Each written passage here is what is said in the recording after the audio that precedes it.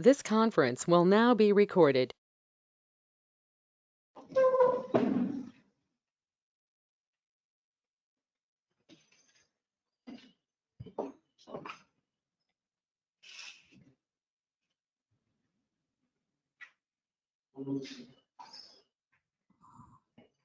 Good morning, everyone. Today we'll first start with a case scenario. A 62-year-old man complains of swelling in feet for last 2 years. He consulted a practitioner for same who prescribed him tablet Lasix. The swelling subsides on taking the tablet. For the past 6 months, he has also developed shortness of breath on regular walk, but there is no history of chest pain. He's a chronic smoker but doesn't consume alcohol. And on examination, we see that the BP is 106/74, which is a bit low. Pulse is 80, and there is PLR, there is raised JVP, and bilateral pitting type of pedal edema. Okay. On auscultation, there are bilateral basal crepitations. So we'll start. So what can be the diagnosis for this patient? So anyone can say what's the diagnosis?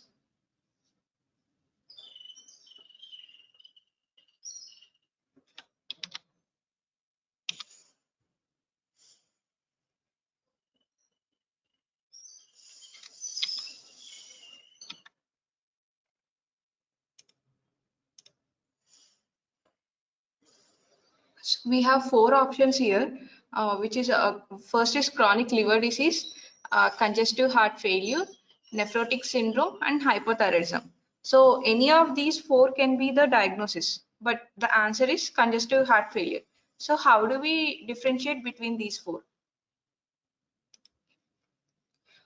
First, if the first clue we have is the patient has developed shortness of breath on regular walk. Okay, so this is the first clue we get whether the patient is having a liver problem, a renal problem, or a cardiac problem, because the from the history, uh, so the most common system which we can which involves the respiratory, like the effect the which cause shortness of breath is cardiac, and even any kidney failure, kidney injury can cause shortness of breath. So what's the other way to rule out the other things are the site of the start of the swelling. So okay, this is the very important. First, the patient developed swelling in the feet first. Okay, if the patient has a uh, if the patient has chronic liver failure, the edema will start, the fluid accumulation will start in the abdomen. So the patient will first complain of this abdominal distension as probably the first complaint. Later, it slowly progresses to the uh, lower limbs, and then gradually to whole body, which will lead to anasarca. Whereas in nephrotic syndrome, first the fluid accumulation will start in the face. Okay, the patient will have facial puffiness on raising early in the morning, because the soft tissue is very uh, because the soft tissue is very loose in the face.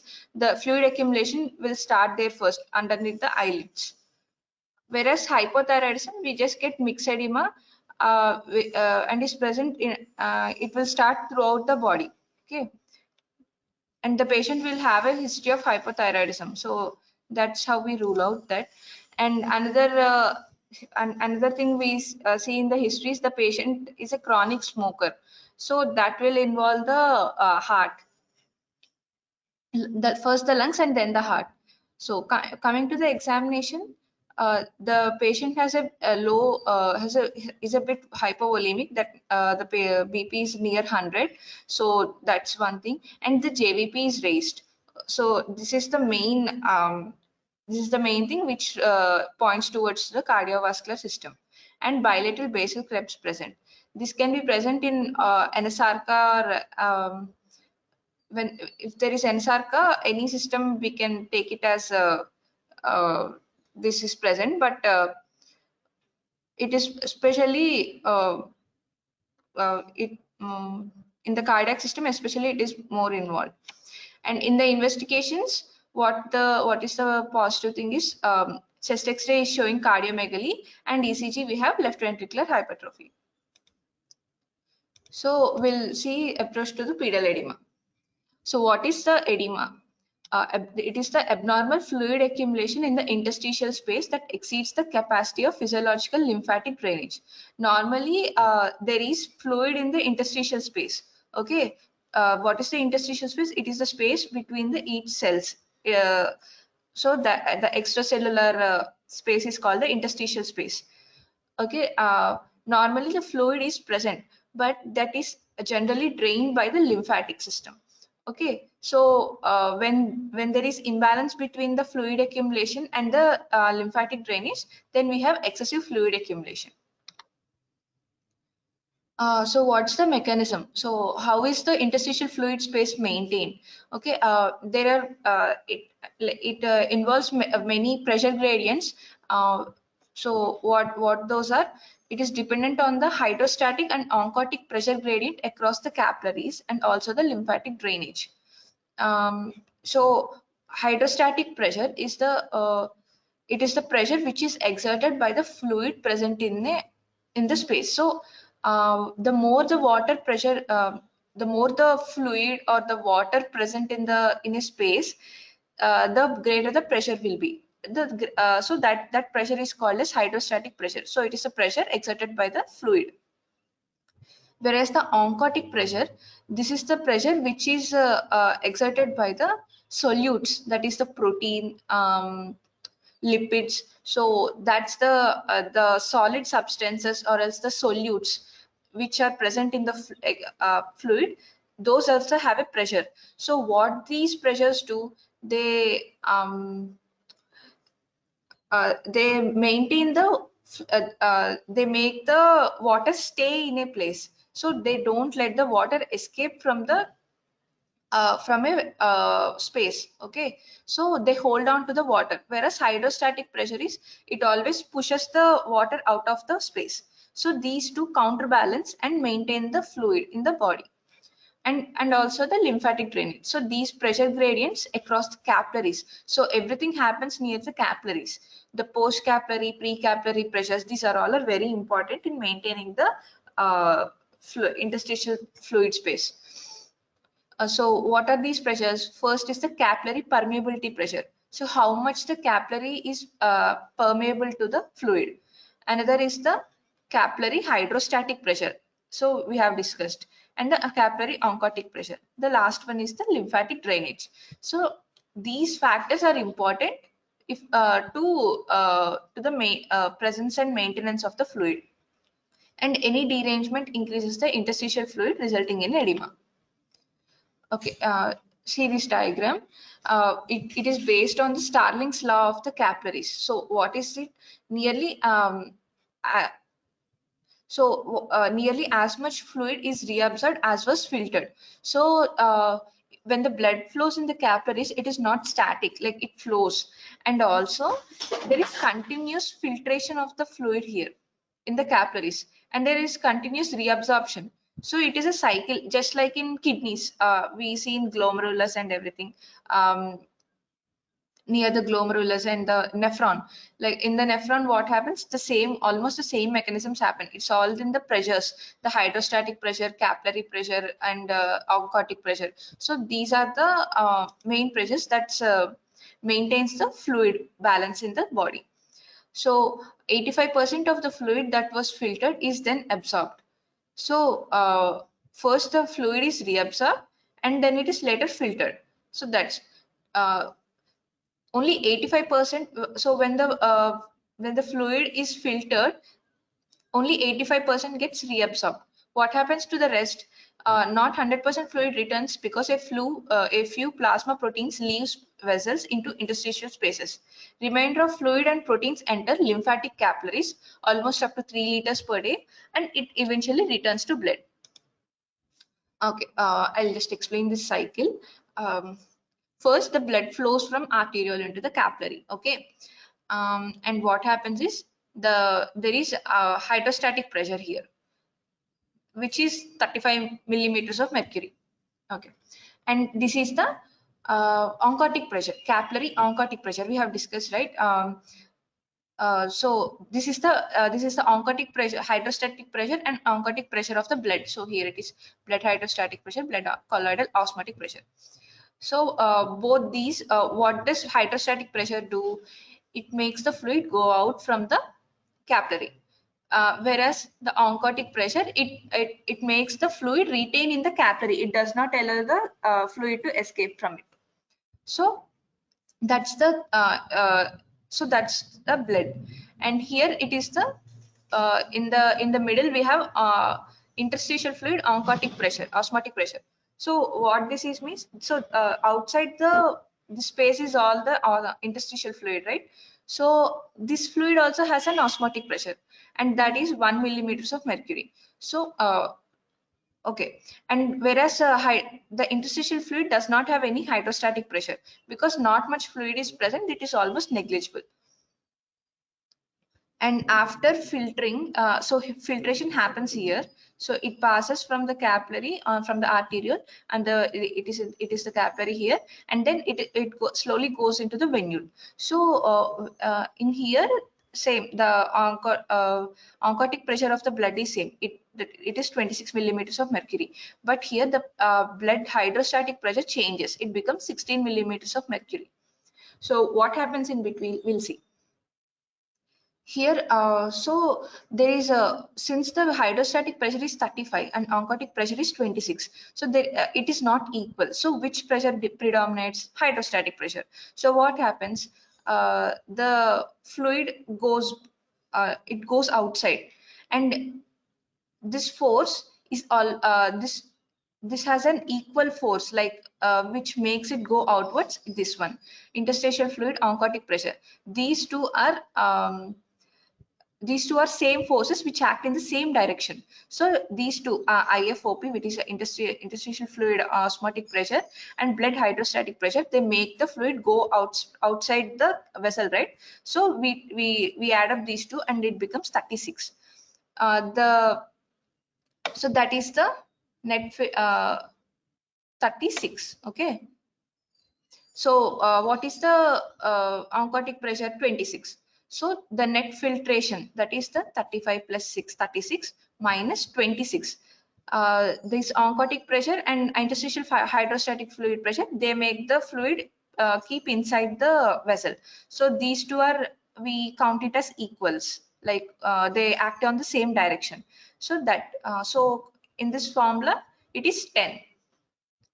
35 plus 1 minus 26 plus 0, it becomes 10. So the net filtration rate at the arterial end, it is 10. We'll come back to the venous end. In here we apply the same formula. What happens here is so we have to add up the forces which act in the same direction. So what are the forces which act in the same direction? We have already what's the primary aim for us is to differentiate between the arterial and venous end. So arterial end has a different pressure, venous end has a different pressure. So we have calculated the arterial end by these two measurements, and now we use these two measurements. So what are the forces that act in the same direction?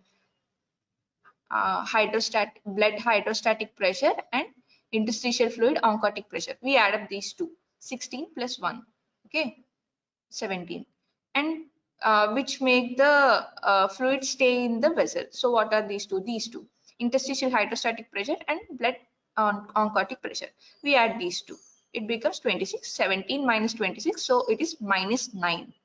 Okay, so this is the net filtration rate and this is the net reabsorption rate.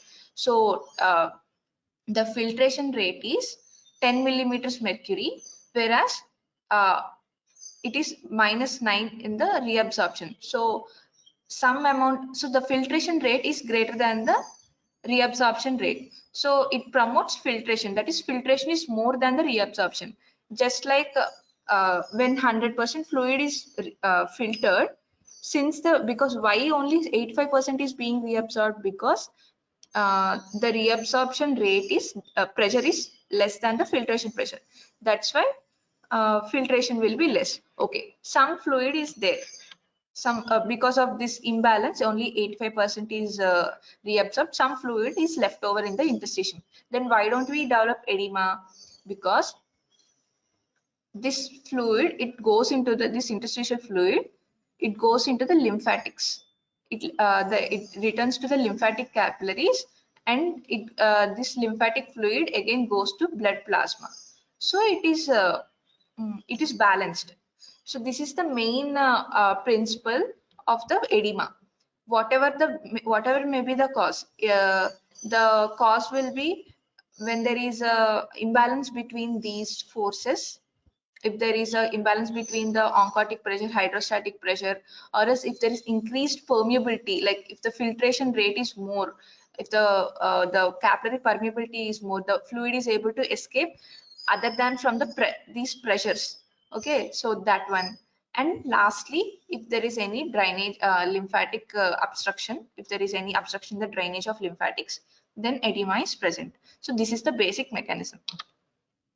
So what are the causes? Increased capillary permeability. If there is local inflammation, okay, what causes increased capillary permeability? Any inflammation causes increased capillary permeability. So it is one of the it increased capillary permeability causes the signs of inflammation, that is pallor, rubor, dolor, etc. So those.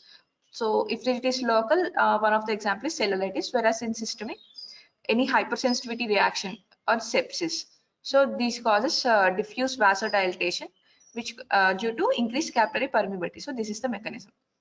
If there is increased capillary hydrostatic pressure, so if there is what is hydrostatic pressure? So if there is more force, fluid or force in the capillaries, it causes the more fluid to come out. Okay. So that is the cause. What is in local causes? If there is compartment syndrome, if there is like obstruction uh, to the limb, it causes compartment syndrome, or chronic venous insufficiency. If there is more accumulation of blood in chronic venous insufficiency, like in varicose veins, etc., the blood accumulates in the lower limbs, and the fluids there is increased capillary pressure, hydrostatic pressure, because there is because of more blood accumulation. Systemic causes is congestive cardiac failure. So there is increased um, the heart is unable to pump the venous blood from the lower limbs. So it causes increased capillary hydrostatic pressure, or carpal renal failure, even anemia, and pregnancy. In pregnancy, there is increased fluid in the body.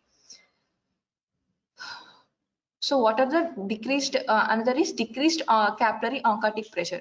So these two are complementary. Okay, increased capillary hydrostatic pressure, because why it causes edema? Because it forces the fluid out.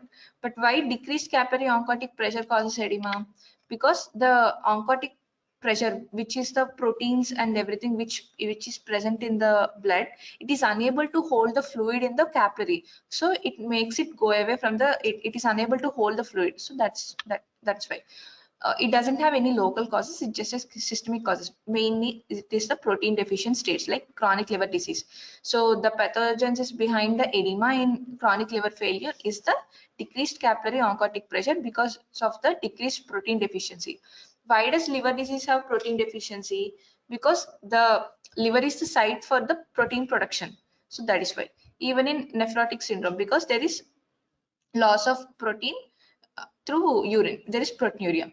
Any protein losing enteropathy and malabsorption, so these all causes the decreased protein. And lymphatic obstruction, fourth one is which is lymphedema. It can be caused by any obstruction, like not only what the common example we know is filariasis, but any destruction to the lymphatic system, like tumor, trauma, radiation, they also cause lymphedema.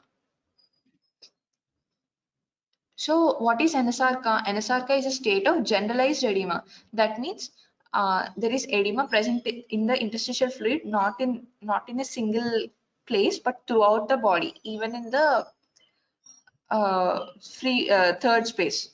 like pleural space, abdominal space, like that's it. Uh, there are two principal causes of generalized edema. So what is it? Fluid overload and hypoproteinemia. So what does fluid overload translate to? Fluid overload means increased capillary hydrostatic pressure, whereas hypoproteinemia is decreased oncotic pressure. Okay, so these two are the main causes. And there is since there is fluid overload, Okay, but the effective arterial blood volume is reduced. That means the fluid is going into the third space, right? It is escaping into the interstitial fluid. There is increased fluid in the body, but in the arteries, in the capillaries, there is decreased fluid. And because of that, renal blood flow decreases.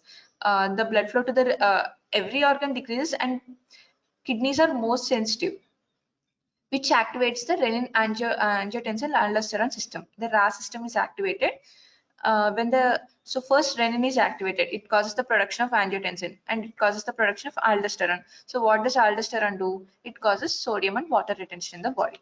So this is another cause of edema. So coming to the history, so what's today topic is approach, right? So first we start from the history. What we first ask is site. So next, duration, if there is any association of pain. So is it variable? That means is it more in the morning or else more in the nights, or does it decrease with walking? So that is the variability. Is it associated with any systemic illness, whether the patient is having any diabetes, hypertension? So likewise, and any history of drug intake, because drugs are also another main cause of edema. So, how do we go about site and distribution? If there is unilateral pedal edema, we have already discussed. Deep vein thrombosis it is a very important cause of edema. Cellulitis, compartment syndrome, and filariasis. Whereas bilateral pedal edema, we have to suspect that it is systemic cause, like congestive cardiac failure, anemia, CKD, chronic liver disease. This is everything is systemic. So duration, that means acute or chronic. If it is acute, we think of cellulitis, DVT, and compartment syndrome. Whereas chronic, hypoproteinemic states, like we have discussed, right? Like, nephrotic syndrome, chronic liver disease, etc. Chronic venous insufficiency. Okay, we know, right? The veins in the leg have a certain tone to them. Okay, when the tone is lost, it causes venous insufficiency. So that can also increase the capillary hydrostatic pressure and lead to fluid loss. If it is associated with pain, if it is painful, we think of DVT. So that is the main differentiating feature between DVT, cellulitis, and other conditions. If it is associated with pain, we have to immediately suspect DVT and cellulitis, especially if the patient has recently undergone a surgery, or is a cancer patient, or has a pregnancy, or the patient has just come out of surgery, chronic immobilized patient. When these conditions are present, we have to think of DVT and we have to immediately start treatment. Why? Because DVT leads to pulmonary thromboembolism, which can lead to death, immediate death. So we have to treat the DVT. Cellulitis, before it spreads throughout the body, we have to treat it. Painless is other than these two, everything is almost painless. Systemic diseases, hypoproteinemic stage, everything. Variability of edema. So what is variability? We will see. In congestive cardiac failure, there is dependent edema. That means it is aggravated by standing and improves with overnight limb elevation. So the patient's main complaint is in the morning their legs will be fine. There will be almost no edema, or there will be decreased edema. But as the day progresses, edema goes on increasing. By evening, their edema becomes very prominent and almost leads to discomfort to the patient because of standing. Okay, whereas in nephrotic syndrome, edema is characteristically generalized but especially evident in the very soft tissues of the eyelids and face in the morning. So this is the differentiating factor from nephrotic syndrome and CCF. Whereas in chronic liver disease, ascites is prominent, therefore the patient will complain of abdominal distension. Any history of systemic illness like cardiac, we ask for exertional dyspnea, orthopnea, P&D, chest pain, palpitations. Whereas for renal failure, oliguria and puffiness of face. For liver, there will be a history of alcohol consumption, blood transfusion, like for the blood transfusion and tattooing. This is for the diagnosis of hepatitis B and C. Okay, jaundice and abdominal distension. So these are the other features we see.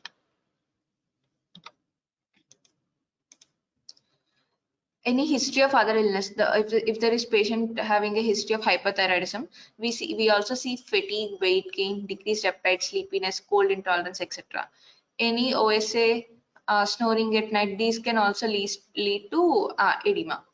And main important is history of drug intake.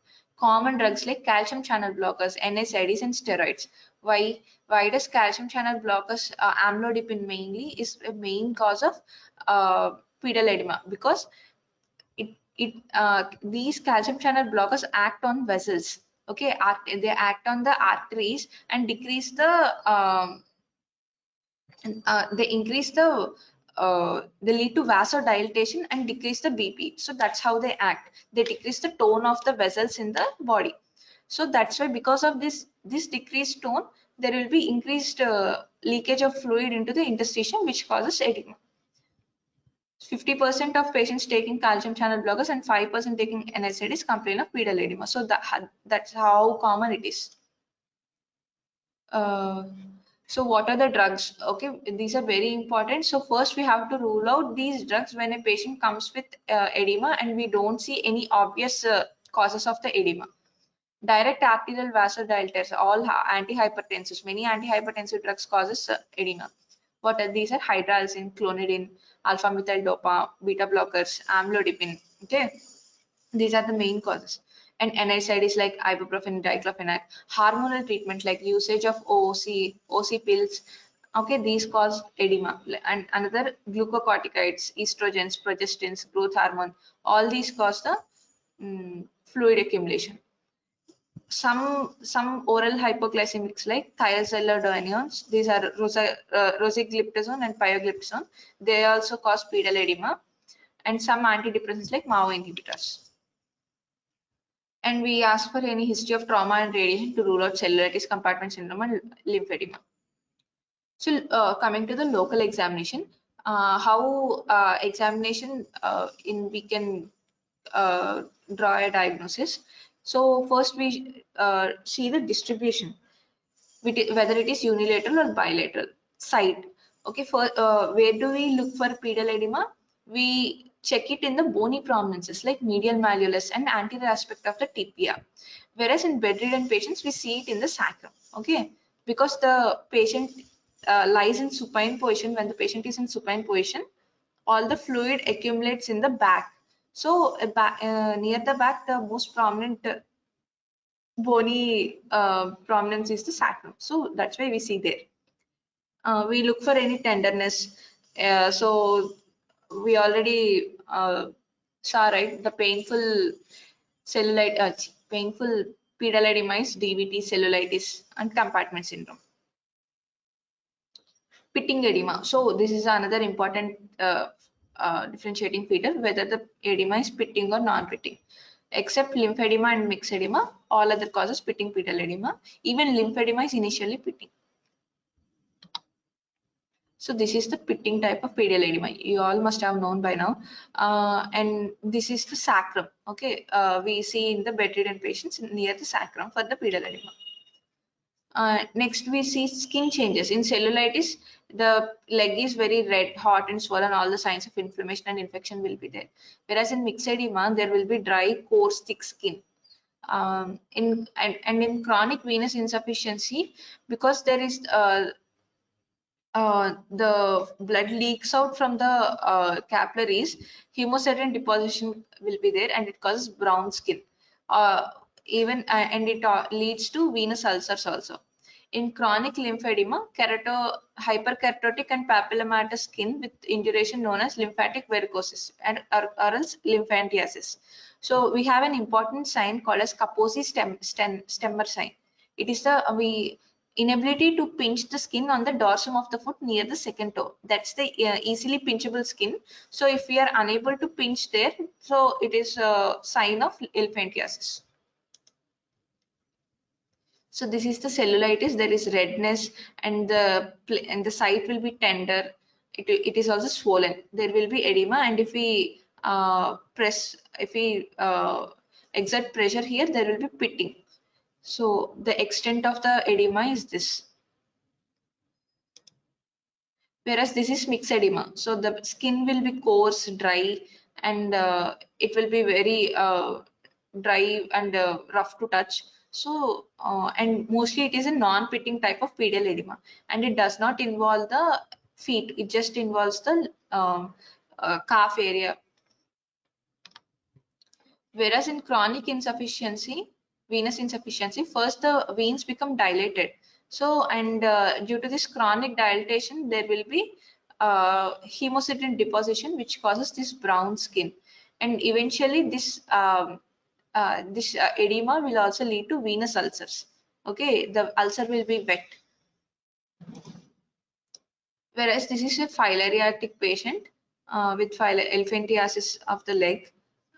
So this is okay. Next is the jugular venous pressure. So this JVP plays a very important role for the diagnosis of the anasarca because it uh, differentiates the cause between the fluid overload states and protein deficient states. JVP is not elevated in protein deficient state because the fluid is not elevated, right? JVP is raised in only in fluid overload states like congestive cardiac failure, cor pulmonale, that is the right heart failure, and renal failure. It is not elevated in cirrhosis, nephrotic syndrome, malabsorption syndrome. So these are JVP helps in differentiating between these two. How do we measure the JVP? We ask the patient to, we make the patient to lie in a 45-degree angle, and uh, we we locate the JVP between the two heads of the sternocleidomastoid. Okay, so the vein is present between those two, and we occlude it.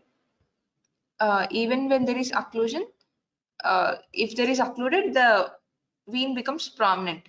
Whereas the carotid, it will not be occluded with the pressure, but jugular venous pulse, it will be occluded. Okay. So this is the JVP. It is very distended here. So the patient must be in chronic congestive cardiac failure.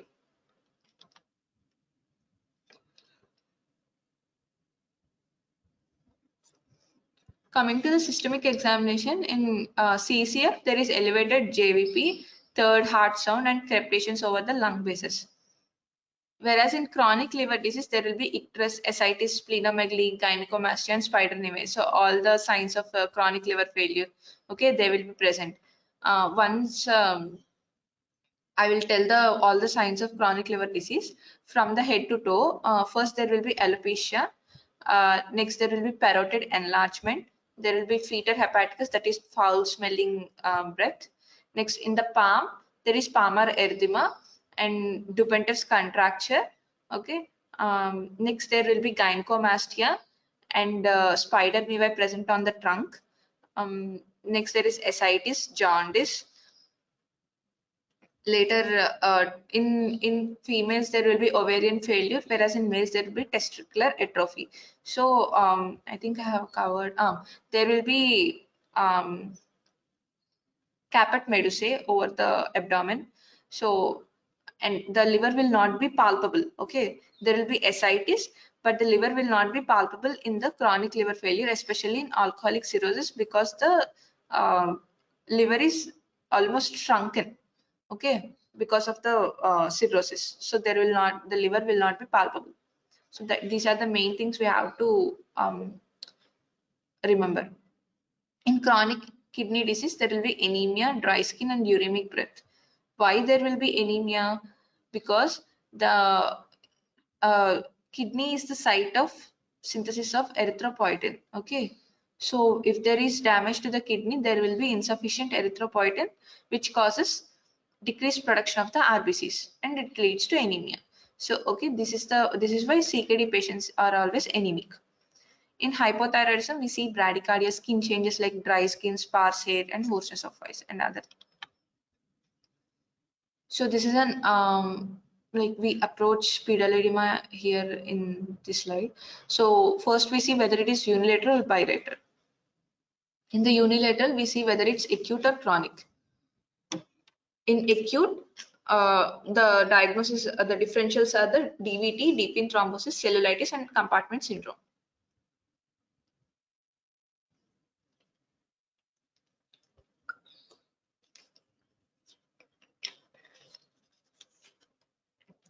Whereas if it is chronic and unilateral, then we should suspect venous insufficiency or lymphedema. So how do we differentiate between these two? Venous insufficiency has pitting type of edema, whereas lymphedema has non-pitting type of edema. Okay. If it is bilateral, we we divide it into acute and chronic. If it is acute, first we have to rule out the drugs.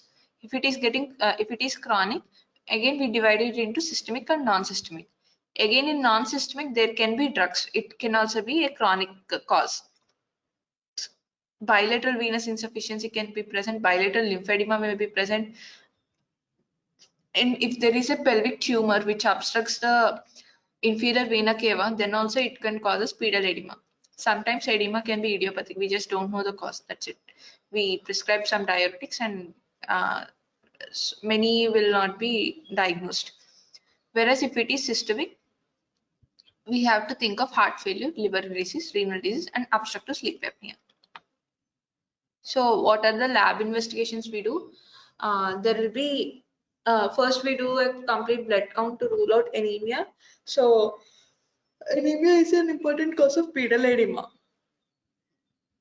We have to think of anemia if the patient is complaining of pedal edema. We have to rule it out. And we do urine routine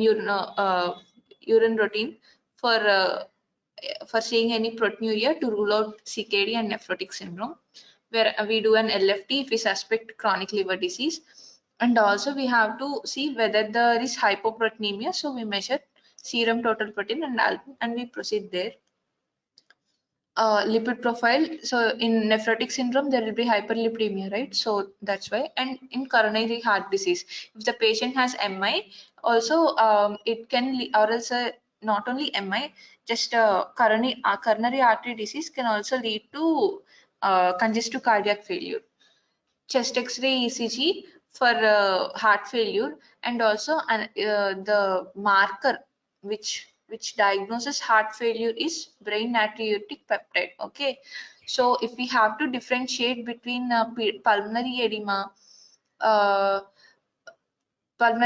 we see a case of pulmonary edema and we suspect that it is due to congestive cardiac failure, or we are unable to differentiate between respiratory and cardiac cause of pulmonary edema, or whether it is ARDS, we can do brain natriuretic peptide. We call it as BNP, NT-proBNP. So that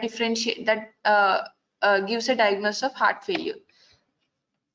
TSH for ruling of hypothyroidism, and if we suspect DVT, we should do a D-dimer to rule it out.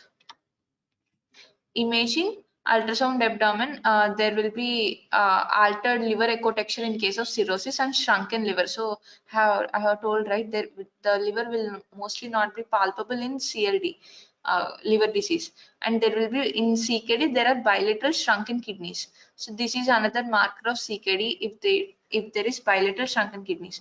Another important thing is one of the most common cause of CKD is diabetes. Okay, like every patient of diabetes, most of them will go into chronic kidney disease, diabetic nephropathy in 10 years or 15 years time, sometimes less.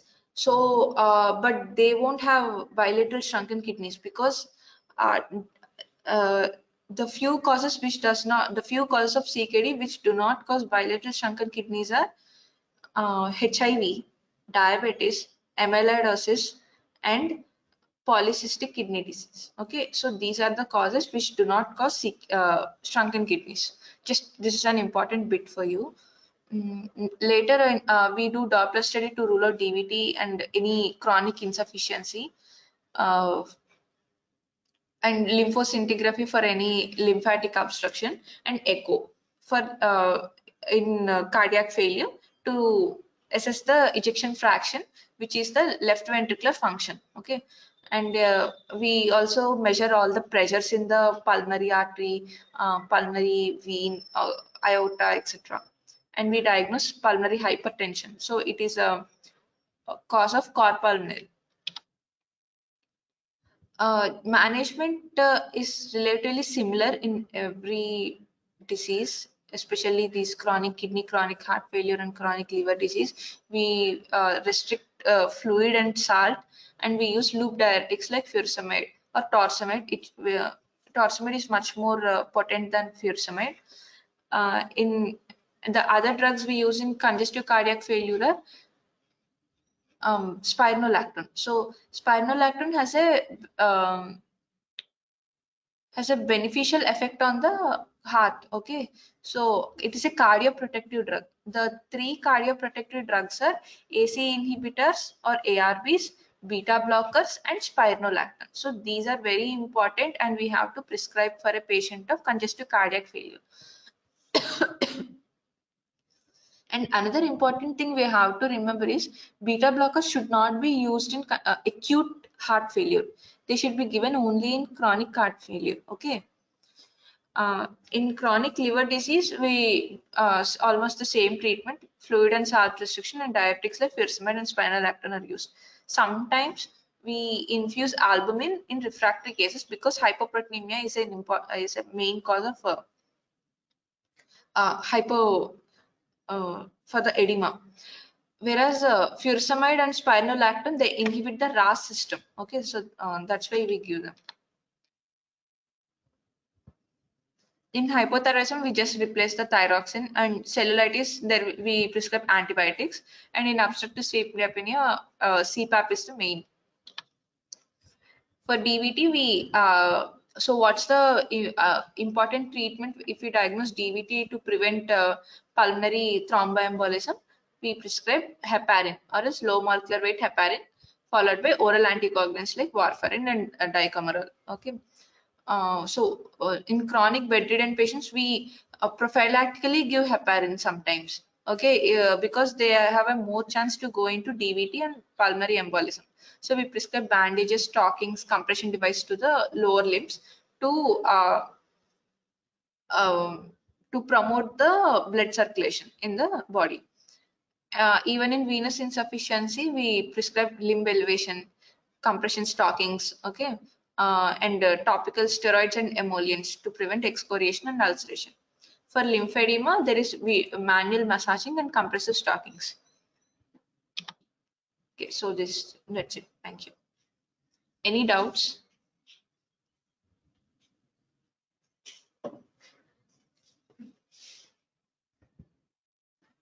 Okay, thank you.